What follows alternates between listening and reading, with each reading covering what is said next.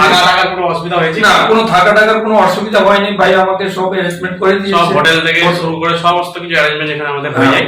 Hotel থেকে সব কিছু অ্যারেঞ্জমেন্ট করে দিয়েছে।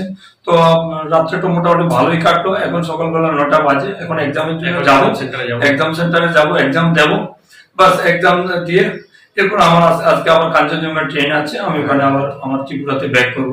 আর আমার ত্রিপুরার জন্য আমি বলতে চাই যে আপনাদের যদি কখনো বিসি সার্টিফিকেট লাগে, আমার ফোন নাম্বার দিয়ে দেবে ভাই, এখানে ওখানে আমার সঙ্গে কন্ট্যাক্ট করতে পারেন বা ভাইয়ের সঙ্গে কন্ট্যাক্ট করতে পারেন।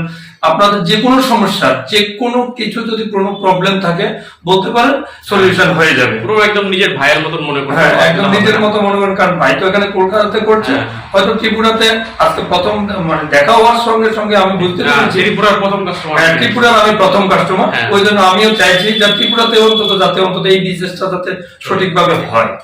থ্যাংক ইউ, থ্যাংক ইউ দাদা। আর এই যে দাদা এটাই রুমে বর্তমান ছিল।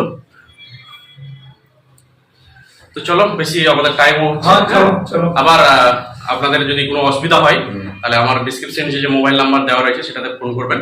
আর কারো যদি লাগে বা কোনো যদি কোনো প্রবলেম হয় তাহলে আমাকে অবশ্যই ফোন করবেন, ঠিক আছে? আর আপনার আজকে এক্সাম